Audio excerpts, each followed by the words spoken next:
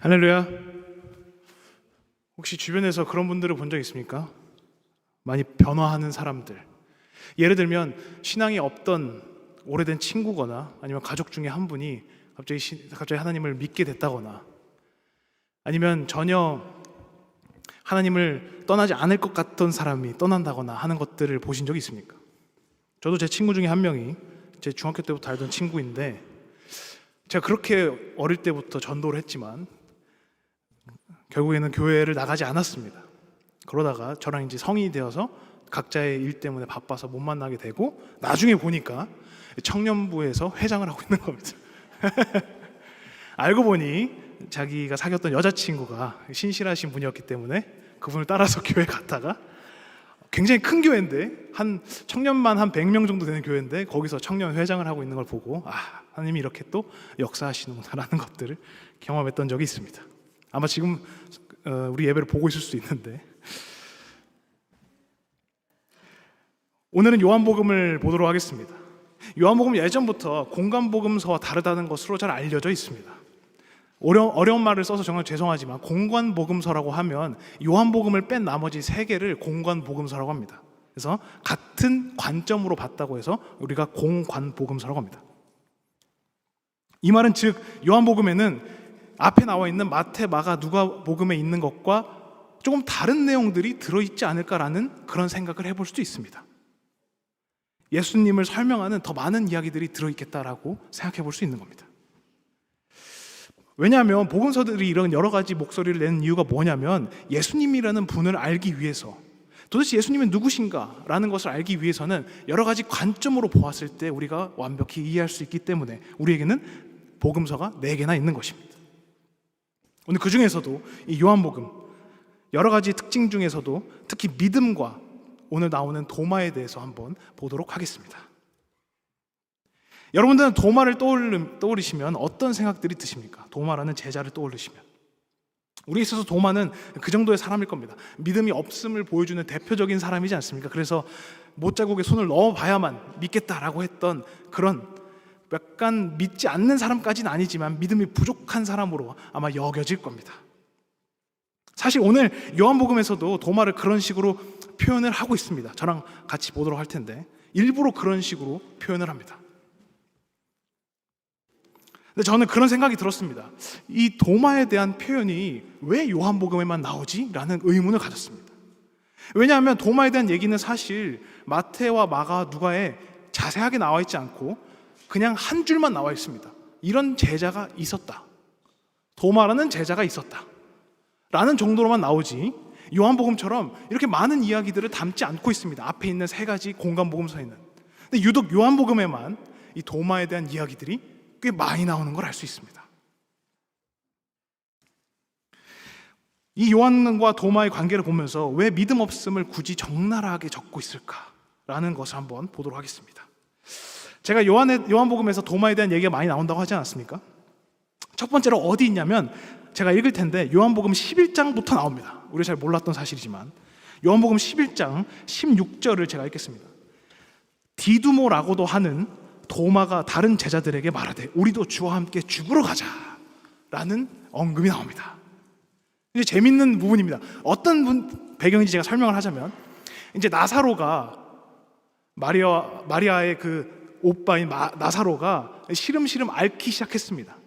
그래서 사람들이 이제 그 소식을 전해서 예수님한테 나사로가 아픕니다 라는 소식을 전합니다. 근데 예수님께서 그 소식을 듣고도 나사로에게 바로 가서 병을 치료하시는 것이 아니라 이틀이나 더 있던 곳에서 머무르시면서 기다리십니다. 그러다가 사람들이 전해주지도 않았는데 예수님께서 갑자기 그렇게 말씀하십니다. 나사로가 죽었다라는 말씀하십니다.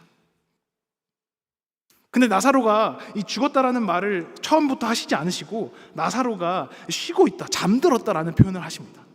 그러자 제자들이 오해합니다. 나사로가 잠들었다라고 하니까 제자들이 잠들었으면 이제 좀 낫겠네요 라고 하면서 오해합니다. 여러분, 우리도 사람이 아프면 막 못 자고 끙끙 앓지 않습니까? 그러다가 좀 병이 호전되면 잠들면서 좀 병이 낫지 않습니까? 그런 건 줄 아는 겁니다, 다른 제자들이. 예수님께서 이 오해하는 제자들을 보면서 아니다, 그게 아니라 나사로가 지금 죽었다라고 말씀하십니다. 근데 여기 뒤에 나오는 말씀이 뭐냐면, 근데 나는 오히려 이게 다행인 줄로 안다. 이 나사로의 죽음으로 인해서 너희들이 더 믿음을 얻을 수 있는 기회가 된다라는 말씀을 하십니다. 언뜻 들으면 이해가 안 되지 않습니까? 왜냐하면 예수님께서는 이미 나사로의 부활까지도 생각을 하시면서 말씀을 하신 거기 때문에 이 맥락을 이해할 수 있지만, 여러분 이 이야기를 듣는 제자들이면 어떤 기분이 들겠습니까? 내가 알고 지내던 나의 동료 중에 한 명이 이제 병을 앓다가 죽게 됐는데 예수님께서 오히려 잘 됐다 이런 말씀을 하시면 여러분 어떤 생각이 들겠습니까? 그때 도마가 이런 얘기를 하는 겁니다. 주님, 우리도 주와 함께 죽으러 가겠습니다. 저는 이 얘기를 많이 묵상하고 생각하면서 그런 생각이 들었습니다. 무슨 의도로 말을 했을까? 그냥 단순히 믿음을 보여주는 걸까? 아니면 한번 가정을 해보겠습니다. 예를 들어서 우리가 다 공사장에서 일을 하는 인부라고 가정을 해보겠습니다. 그래서 제가 예를 들어서 거기 뭐 관리하시는 분을 뭐 10장이라고 하지 않습니까? 제가 관리하는 분입니다. 그래서 여러분 오늘 저 일만 끝내면 저희 3일 동안 쉴 수 있으니까 한번 열심히 한번 해봅시다. 그때 한 명이 말하는 겁니다. 알겠습니다. 저희 한번 죽으러 갑시다. 이런 뉘앙스에서 어떤 게 느껴지십니까? 약간 비꼬는 듯 하면서도 이제 뭐 힘들게 됐네 이런 뉘앙스가 느껴지시지 않습니까? 아마 도마가 그런 식으로 얘기했을 겁니다. 나사로가 죽은 게 우리에게 도움이 된다라고 하시는 예수님을 보면서 알겠습니다. 우리도 뭐 함께 죽으러 가죠. 이런 얘기를 하고 있는 겁니다. 어디서 이 부분을 근거를 들 수 있냐면 이 도마가 요한복음의 11장에만 나오는 게 아닙니다. 참으로 이상하게 요한복음의 도마는 여러 번 나옵니다. 그 다음에 어디 나오냐면 14장이 나옵니다. 14장에서 한 번 더 도마가 등장하는데 예수님께서 제자들을 향해서 말씀하십니다. 내가 가는 길을 너희가 따라와야 되고 내가 가는 길을 너희도 함께 이 길을 따라올 수 있어야만 된다라는 말씀을 하십니다. 그러면서 우리가 잘 알고 있는 거 뭐가 있습니까? 내가 곧 길이요 진리요 생명이다라는 말씀을 하시는 그 부분이 요한복음 14장에 나옵니다. 근데 이 말씀을 하시면서 도마가 어떤 말을 했는지 같이 보기 원합니다. 14장 5절을 제가 읽어드리겠습니다. 요한복음 14장 5절입니다.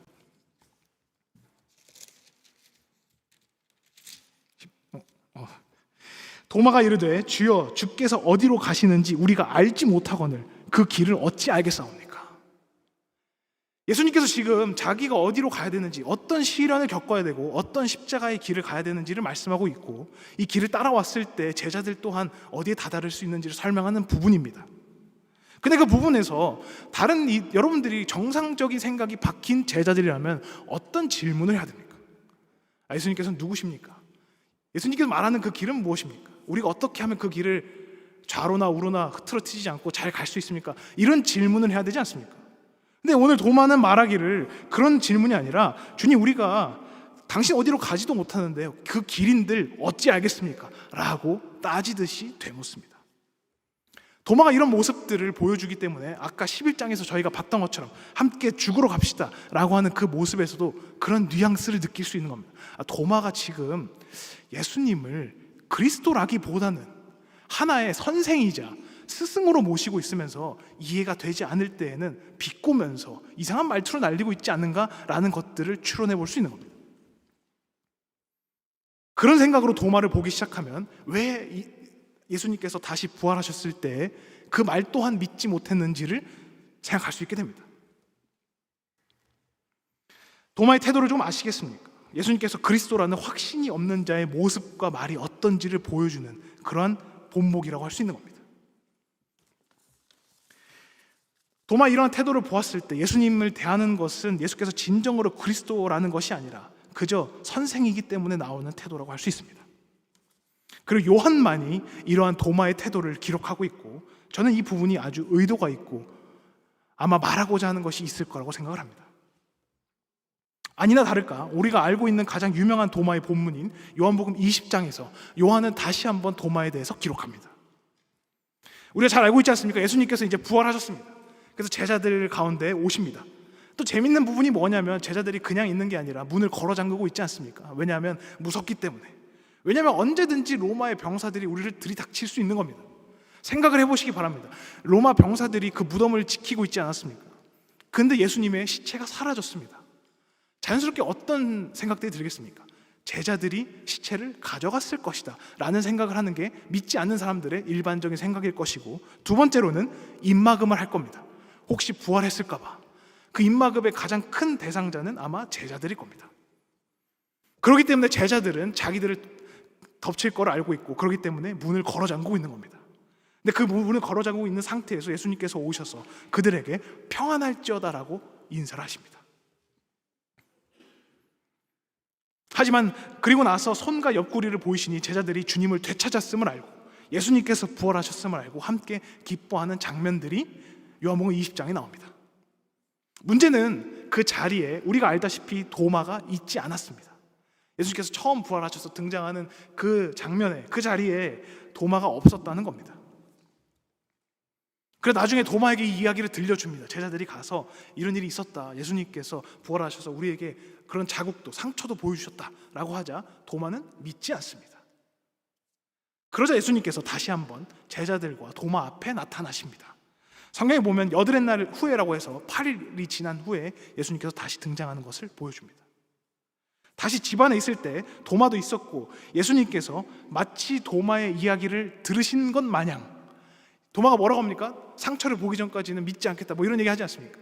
그러자 예수님께서 마치 그 얘기를 들으신 것처럼 오시자마자 도마에게 상처에 손을 넣어보라고 하십니다. 그러면서 뭐라고 말씀하십니까? 오늘 본문에서, 오늘 본 바로 앞에 있는 27절입니다. 20장 27절입니다. 도마에게 이르시되 내 손가락을 이리 내밀어 내 손을 보고 내 손을 내밀어 내 옆구리를 넣어보라. 그리하여 믿음 없는 자가 되지 말고 믿는 자가 되라. 이 부분이 우리에게 주는 바가 뭐냐면, 도마는 지금까지 믿음 없는 자였다는 겁니다. 우리가 도마가 12제자 중에 한 사람으로 생각하고 있고 예수님을 따랐던 자라고 생각을 하고 있지만, 예수님께서는 그 도마의 3년간의 예수님과의 그 동행을 믿음 없는 자의 동행이라고 평가를 내리시는 겁니다. 저는 이 부분을 묵상하면서 그런 생각들이 듭니다. 우리도 일평생 예수님과 동행했다라고 여겼는데, 예수님을 따라갔다라고 생각했고, 그 옆에서 말씀도 듣고 같이 먹고 자면서 생활했는데 혹시 이런 말을 듣게 되진 않을까?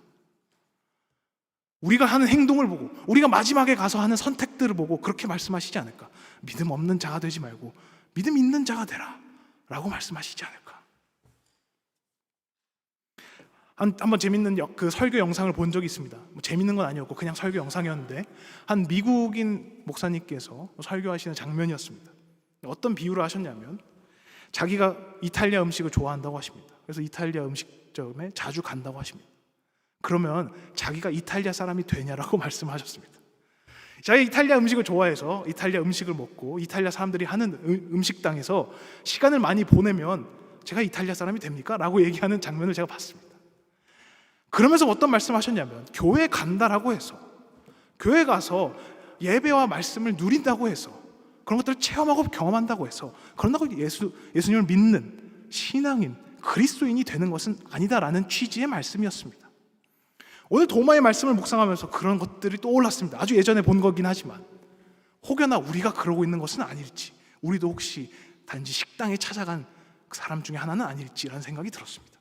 중요한 건 뭐냐면, 그 믿음을 원하시는 그 상황에서, 우리의 믿음을 보시고자 하는 그 상황에서 믿음대로 행동했을 때 믿는 자가 된다는 겁니다. 예수님을 얼마큼 좋아하고 쫓아다니고 따라다니는 것이 문제가 아니라 그 상황에서 어떤 결정을 내리고 행동을 하는지가 중요하다는 것입니다.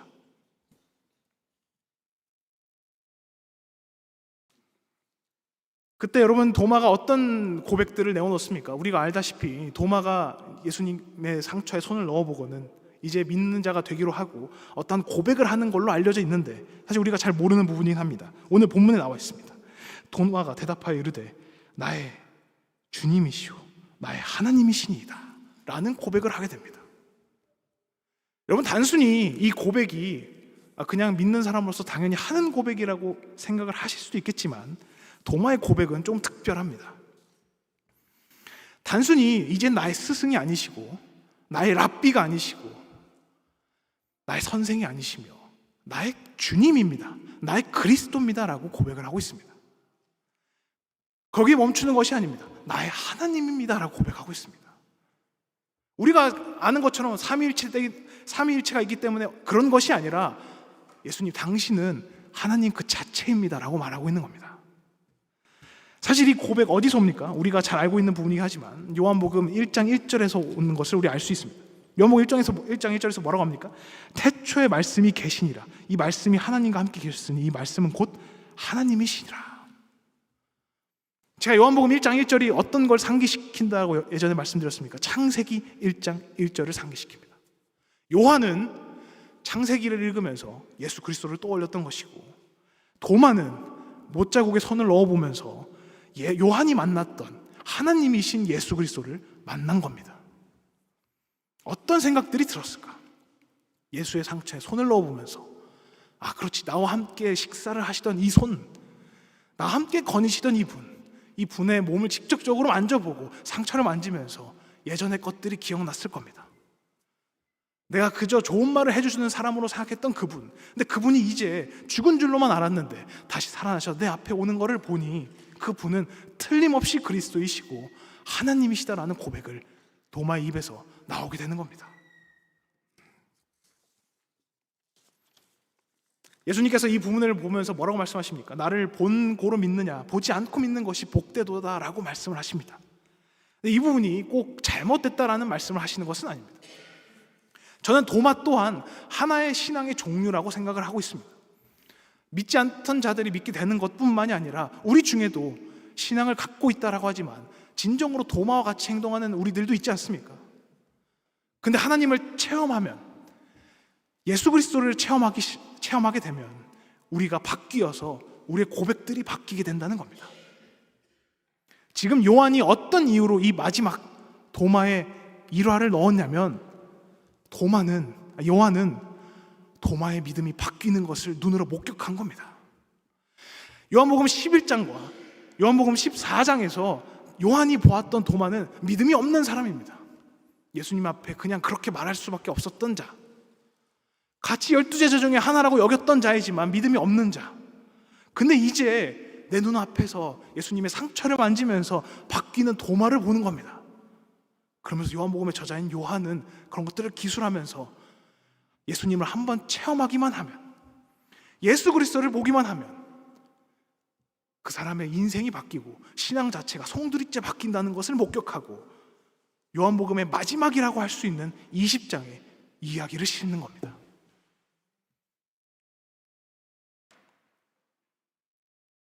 그렇기 때문에 여러분들에게 축원드립니다.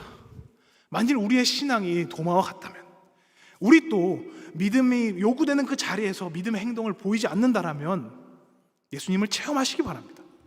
중요한 건 우리가 예수님을 체험하려고 발버둥 치는 그 순간들을 통해서 결국에는 예수님께서 도마에게 오셨듯이 우리에게도 찾아오신다는 겁니다. 이 부분이 얼마나 감사한 부분인지 모릅니다. 우리가 그렇게 붙잡으려고 하는, 멀리 있을 것만으로 여겨졌던 하나님이신데, 근데 그분께서 직접 친히 도마의 믿음을 위해서, 도마의 신앙을 위해서 그 앞에 오십니다. 우리가 예수님을 만나기를, 우리가 예수님을 영접하기를 기도로 기다리고 묵상으로 기다린다라면 결국엔 우리에게 찾아오셔서 그 손을, 그 못자국을 보여주실 분이라는 겁니다. 단 한 번 예수님을 영접하는 그 체험으로, 단 한 번의 경험을 통하여서 변하실 수 있는 저와 여러분들이 되시기를 축원드립니다.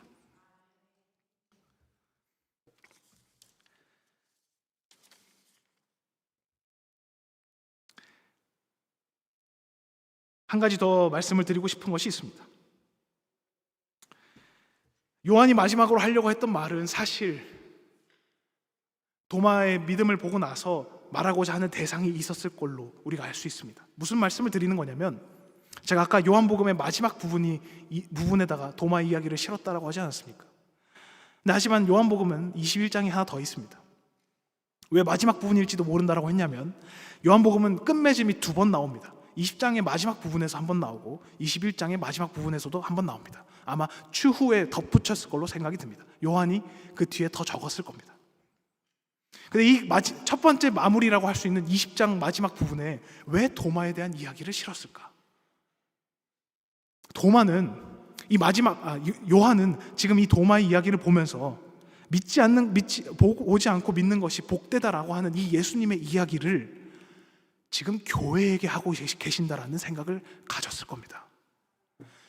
요한복음의 이 서신들, 사복음서를 접하고 있는 초대교회 입장에서 처음에 사도들과 이 제자들처럼 예수님을 목격했던 자들이 있을 겁니다. 근데 그들이 죽고 나자 이 교회에는 어떤 자들이 밀려 들어오게 됩니까? 이방인들도 들어오게 되고 예수님을 보지 않았던 세대들도 태어나게 됩니다.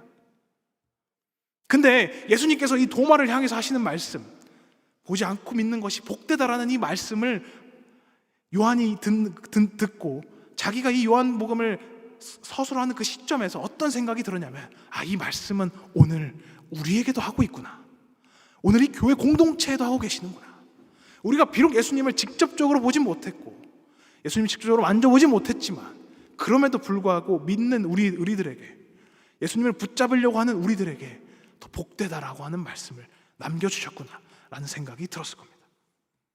그렇기 때문에 자기가 처음으로 끝맺음하려고 했던 이 20장의 마지막에 이 도마의 이야기와 복되다라는 말씀으로 끝맺으려고 했을 것입니다. 저는 한번 그런 얘기를 들었던 적이 있습니다. 앞에서 나와서 간증을 열심히 하는 분들과 또는 영적인 기도를 하시는 분들보다 매 순간 매주 삶의 현장을 지키면서 너무나 힘든 그런 순간들과 고통들을 견뎌내면서 그럼에도 불구하고 주일에 나와서 예배드리고 찬양하는 우리의 신앙이 어쩌면 또 복될지 모른다라고 얘기를 들었던 기억이 있습니다. 오늘 이 말씀을 읽으면서도 저는 그런 생각들이 듭니다. 무언가를 들으려고 막 매달리는 것이 아니라, 어떤 계획이 있을지 막 보려고 하는 것이 아니라, 그저 예수님의 말씀이 담겨있는 성경을 읽기만 해도, 그저 예수님의 말씀이 있는 설교와 예배에 나오기만 해도 그래도 우리에게 신앙이 생기고, 그럼에도 불구하고 우리가 하나님을 쫓고 있다라면 우리가 더 복된 것은 아닐까? 그런 우리에게 더 복되다라고 지금도 말씀하고 계시는 것은 아닐까? 그러니 여러분들에게 권합니다. 지금 있는 그 자리에서 신앙을 붙잡는 그 모습으로 더욱더 하나님께 매달리는 분들 되시기를 바랍니다. 다만 중요한 것은 단지 쫓아다니는 자가 되지 마시고, 단지 도마와 같이 그 자리에 있는 자, 그저 제자들 중에 하나가 되지 마시고 진정으로 믿음을 요구하는 자리에서 다른 이들의, 예수님을 전하는 다른 복음을 들었을 때 그 복음을 그 자리에서 믿고 실천할 수 있는, 그 복음을 듣고 나의 믿음으로 나의 마음밭에 씨를 뿌릴 수 있는 여러분이 되시기를 축원드립니다. 그랬을 때 진정으로 우리의 삶에 복되다라고 말씀하시는 그 목소리가 우리의 삶에도 지켜지는, 우리의 삶에도 보여질 수 있는 저와 여러분들 되시기를 주님의 이름으로 축원합니다.